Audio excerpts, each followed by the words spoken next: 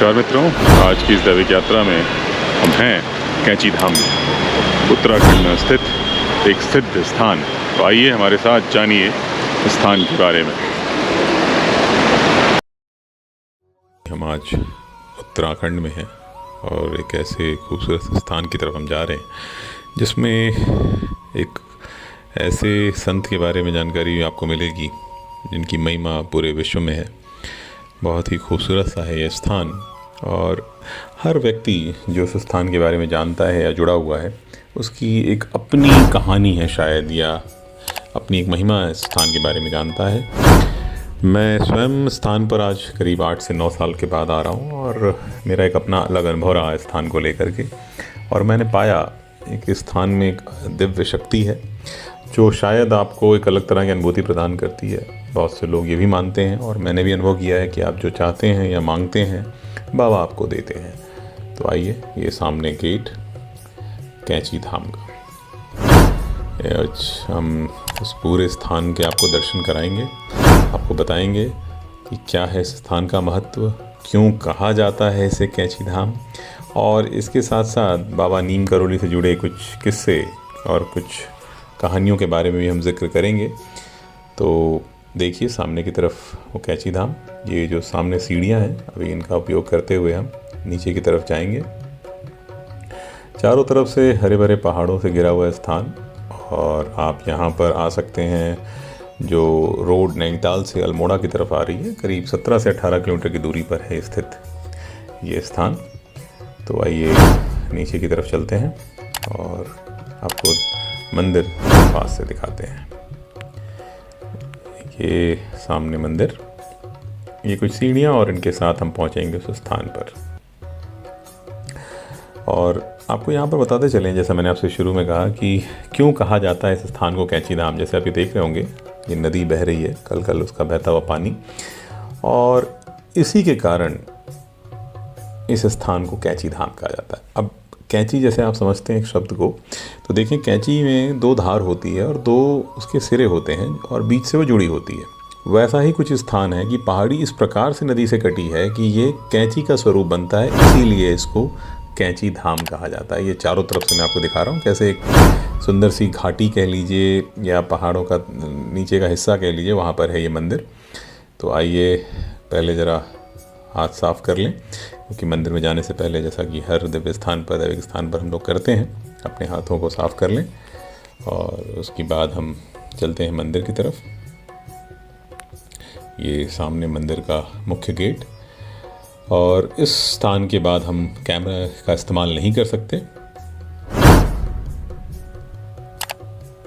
तो अभी हमने अंदर से दर्शन किए और मुख्य गेट के आगे कैमरे का इस्तेमाल करना वर्जित है। और आपको यहाँ पर बताते चलें कि बाबा नीम करोली एक ऐसे संत जिनको न केवल हिंदुस्तान बल्कि पूरे विश्व में लोग पूजते हैं और मानते हैं।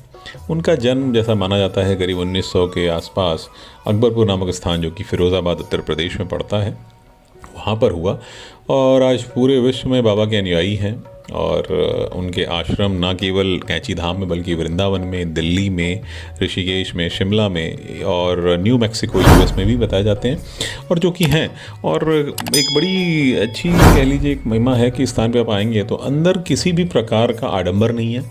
ये ऐसा मंदिर है जहाँ पर आप हनुमान जी की मूर्ति है, रामचंद्र जी का दरबार है, माता रानी भी हैं और बाबा की भी मूर्ति है और कुछ फ़ोटो लगी हुई हैं। आप बैठें, ध्यान करें, हनुमान चालीसा का पाठ करें और एक अलग अनुभूति का आनंद लें। तो बड़ा अलग सा अनुभव है इस पूरे स्थान का। अब यहाँ पर बाबा नीम करोली के बारे में आपको एक चीज़ बताता मैं चलूँ कि बाबा के बारे में आज ये भी माना जाता है कि आज भी वो दुनिया में उनके भक्तों को अलग अलग स्थानों पर दिखते हैं, जबकि उन्होंने अपनी देह का त्याग 70 के दशक में, शुरुआती दशक में त्याग कर दिया था। तो ये अपने आप में आप समझ सकते हैं कि गजब का है ये स्थान। मैं आज यहाँ दोबारा आया हूँ, जैसा मैंने आपसे पहले ही बताया, और मुझे एक अद्भुत सा अनुभव हो रहा है। मैं आपसे बता नहीं सकता कि मैं क्या यहाँ पर महसूस कर रहा हूँ। मेरी एक अपनी व्यक्तिगत इसमें अनुभव है।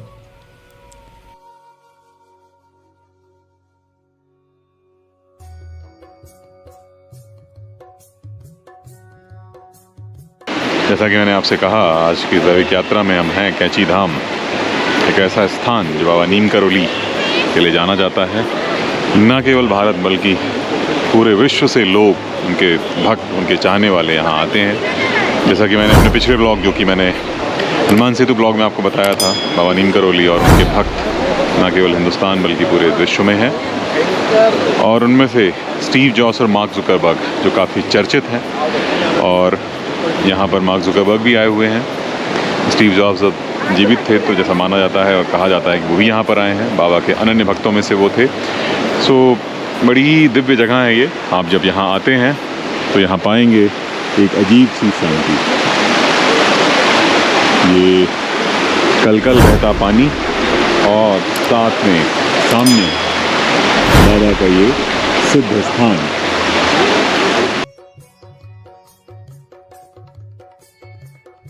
बाबा नीम करोली से जुड़े न जाने कितने ही किस्से हैं, मगर यहाँ पर आपको मैं एक रोचक किस्से के बारे में बताता हूँ।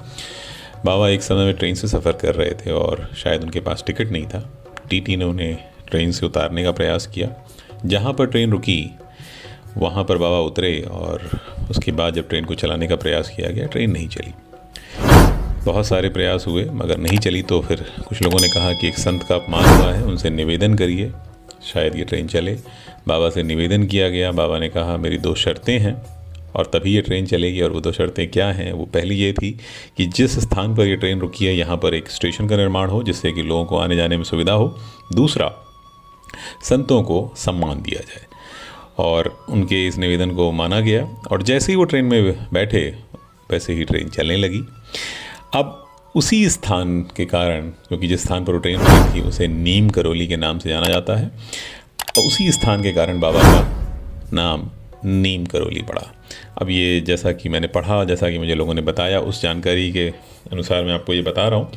अब ये कैंची धाम जिस पर हम खड़े हैं, इसका निर्माण करीब 1964 में हुआ और बाबा ने, जैसा कि मैंने आपसे बताया, कि अपने देह का त्याग करीब 1973 के आसपास किया। अब आप यहाँ पर देखें कि बाबा के बारे में, जैसे मैंने कहा कि इतने सारे किस्से हैं कि जैसे मैंने जिक्र किया कि बिल गेट्स या आप मार्क जुकरबर्ग का लें, जैसे कई सारे हॉलीवुड के सितारे जिनमें कि जूलिया रॉबर्ट्स भी उनके शिष्यों में मानी जाती हैं। तो न जाने हर किसी के अपने एक व्यक्तिगत अनुभव और व्यक्तिगत किस्से होंगे, मगर बाबा को लेकर के एक बात तो सबने मानी कि बाबा एक ऐसे व्यक्ति थे जिनसे मिलने के बाद लोगों को एक दैविक शक्ति की अनुभूति हुई। और इसके साथ साथ एक और किस्सा जुड़ता है कि बाबा शाम होते होते उनके हाथ ऐसे हो जाते थे जैसे कि वानरों के होते हैं। और कहीं ना कहीं ये लोग भी कहते हैं कि जब बाबा उस समय, तत्कालीन जो लोगों ने उनको व्यक्तिगत रूप से देखा है उस समय 60 के दशक में, 50 के दशक में, वो बताते हैं कि बाबा जब लोगों से बात करते थे रामायण के बारे में तो वो इस तरीके से बात करते थे जैसे कि वो स्वयं रामायण के समय उपस्थित थे। तो कहीं ना कहीं उनका एक अलग व्यक्तित्व था, उनको चीज़ों की एक अलग जानकारी थी और वो एक ऐसे संत रहे जिन्होंने बहुत सारे लोगों को प्रभावित किया, न केवल भारत में बल्कि संपूर्ण विश्व में। तो मैं आप लोगों से चाहूँगा कि आप भी यहाँ आएँ और इस दैविक स्थान के दर्शन करें और लाभ लें। इसी के साथ हम इस यात्रा को यहीं समाप्त करते हैं।